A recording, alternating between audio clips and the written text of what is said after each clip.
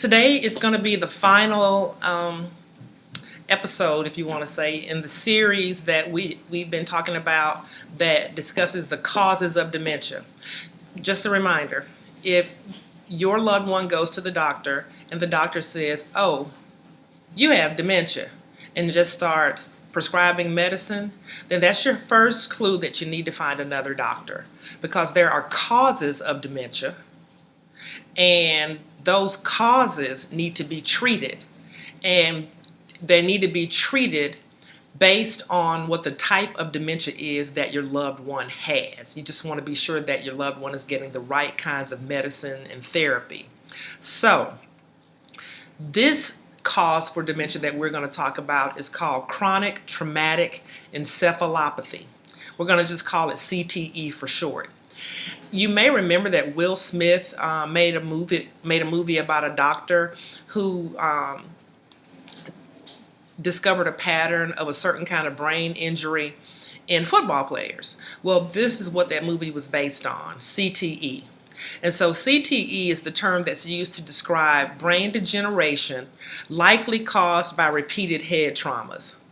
These traumas occur are believed to occur in football players, hockey players, soccer players, boxers, even military personnel. And with the military personnel, it can be caused by the impact of the sound of explosions, and also any kind of head injury that they may indeed sustain as a result of an attack of some sort. So it can't be diagnosed until the person's brain has been autopsied. And I know that may sound kind of strange, but the term CTE, the doctors can tell you, yes, I think your loved one has CTE, and he or she will treat their patient based on the signs and symptoms that we're going to discuss in a second.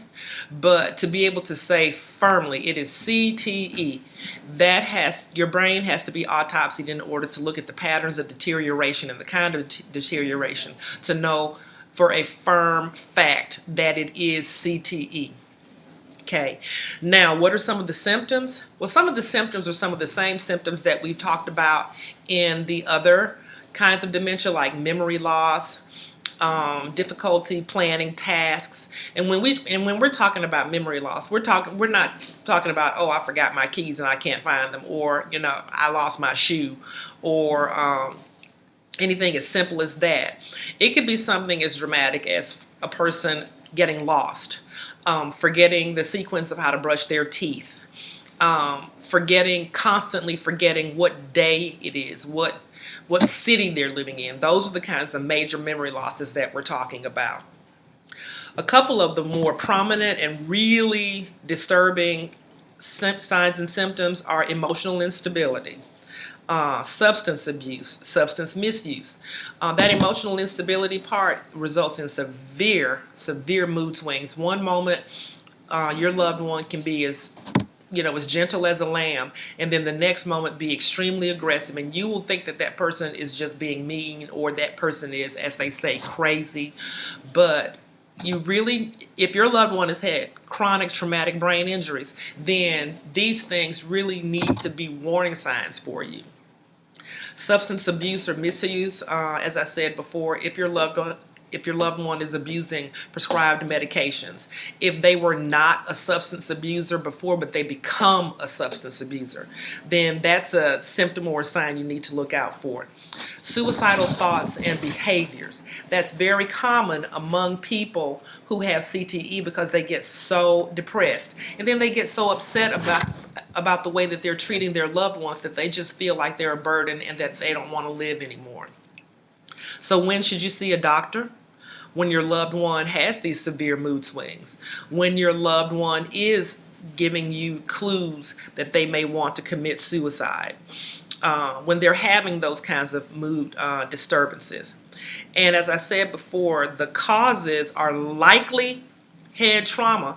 So if your child repeatedly gets head injuries because, the soccer ball, they hit the soccer ball with their head, or even though they may have a helmet on and they're playing football, they come off the field seeing stars, then you need to take your loved one to the emergency room, and they may even say, oh, we don't see a concussion. Even so, they need to do a brain scan to have a baseline, so that if you ever have to go back to the hospital for your loved one or your child, then they will have a baseline to go by to see if there has been actual disease or impact progression.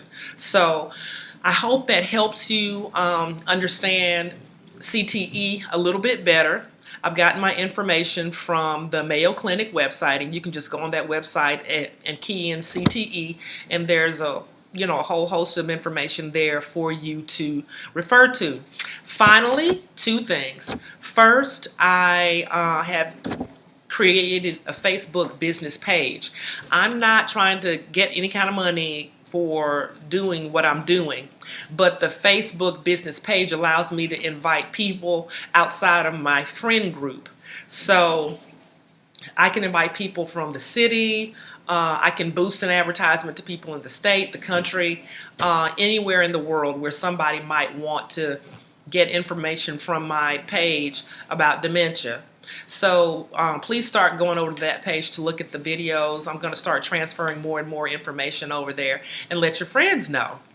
And finally, what I'm going to do over the next couple of episodes is I'm going to share excerpts from the book that I'm writing.